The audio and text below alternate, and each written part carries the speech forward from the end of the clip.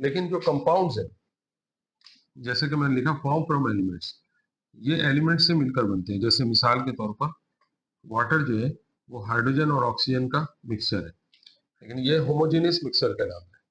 इस homogeneous mixture का मतलब क्या होता है कि इसके अंदर कंसिस्टेंसी होती है कि वाटर के तमाम पार्टिकल जो है वो एक जैसे होते हैं प्रॉपर्टीज में, और इनकी कंपोजिशन जो है वो फिक्स होती है।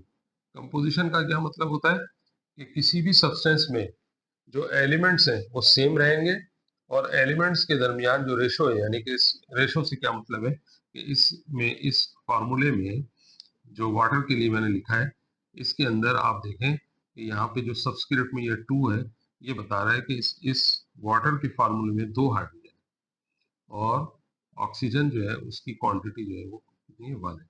तो ये 2 और 1 जो है वाटर में हाइड्रोजन और ऑक्सीजन के रेशो को रिप्रेजेंट करता है। तो कंपोजिशन का मतलब क्या है? कंपोजिशन का मतलब है कि नेम ऑफ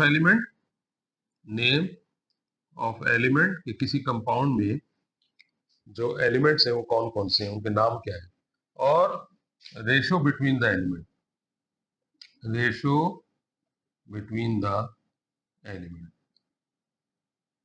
जैसे मैं अगर आपसे कहूँ कार्बन डाइऑक्साइड, इसमें C स्टैंड्स फॉर कार्बन, वो ऑक्सीजन को रिप्रेजेंट करता है, और सबस्क्रिप्ट में ये जो 2 है ये बता रहा है कि ऑक्सीजन की जो क्वांटिटी है कार्बन डाइऑक्साइड में वो ट्वाइस है एज कंपेयर टू कार्बन।